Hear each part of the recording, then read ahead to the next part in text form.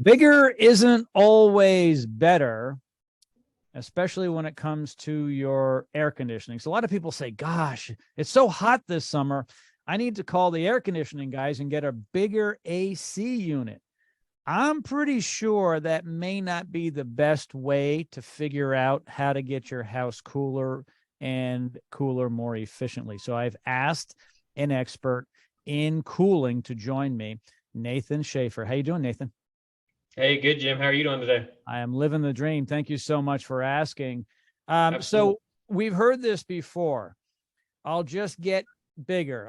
If you get a bigger fan to blow on you, that might make a difference to cool you off. We're not talking air conditioning. If you get a bigger engine for the truck, that truck may go faster. But does that work for air conditioning units in people's homes? No, it doesn't. And oftentimes you're right. You do hear that. If I just had a bigger one, it would be cooler. And in reality, there's typically other issues, other problems. Not to say that maybe in some cases a bigger one's not needed because it wasn't properly sized to begin with. However, bigger is not better when it comes to air conditioning. One of the main functions of an air conditioner is to dehumidify. And if a air conditioner is sized too big for the house, for the space and the amount of people that live in it, it's going to short cycle. So it's going to kick on, kick off, kick on, kick off. When it does that, not only does it raise the electric bill, not only is it hard on the components in the system, it's harder for your car, let's say, to start and stop, right, than it is to set the cruise at 60 and just go. It's harder on your gas mileage. Picture your electric bill like your gas mileage, your fuel mileage of your system. But also with short cycling, it can't run long enough to pull humidity out of the air. And so it may drop the temperature really fast to a certain temperature, but 70 and high humidity still does not feel comfortable. It's Yep. still sticky, it's still tacky, and you're not comfortable at all. You're paying a high utility bill. So no, bigger is not always better. I've heard exactly what you said. The larger the unit, the better it will cool in theory, but it's going to turn off sooner because the thermostat is going to be satisfied. And when it does that, the built-in dehumidifier is off, which Correct. means the humidity is high.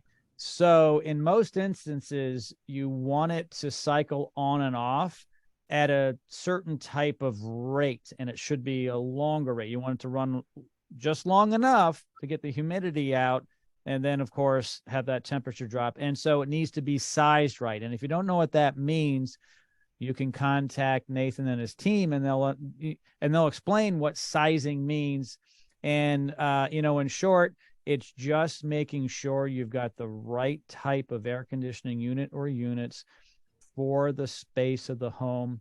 They're going to ask you how many people live in the home. There's all kinds of things that Yeah, figure. I think oh, sorry. Yeah, as I said, I think a common thing that gets missed a lot when people think about sizing is just the amount of people or just the square footage of the house, and then that's the magical number, right? Mm-hmm. And like you mentioned, there's so many more things that go into that when properly sized in a system. There has to be a load calculation or a load analysis done on the house, and so everything matters. Like how many windows, which way are they facing, how many doors, what type of windows, what's the R value in the walls, what's the insulation in the attic, what's the floors, is it a crawl space, is it a basement, is it a slab? The list goes on and on and on. What's generating heat in the house, how many people, kitchens, baths. And so all of that has to be taken into consideration. It's not just a square footage. So it's very possible to have a 1,500 square foot house on this side of the road, take a different size system than the exact same footprint, 1,500 square foot house on this side of the road, because of the way it's oriented, the amount of people living in the home, what do they have, which way the window is facing. It was insulated a little bit different. So a lot goes into that sizing, but we can take care of all of that. And we do that on each and every call. So.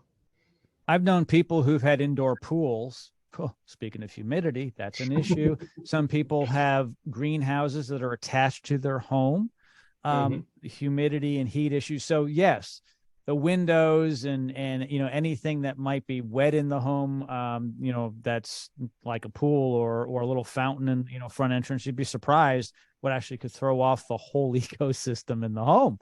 So it is important. And the point of this is you've got to get a hold of Nathan and his team. All his information is located in the description of this podcast.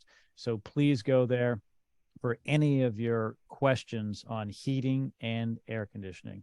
As always, Nathan, thanks for joining me today, buddy. All right. Thank you, Jim. Appreciate it.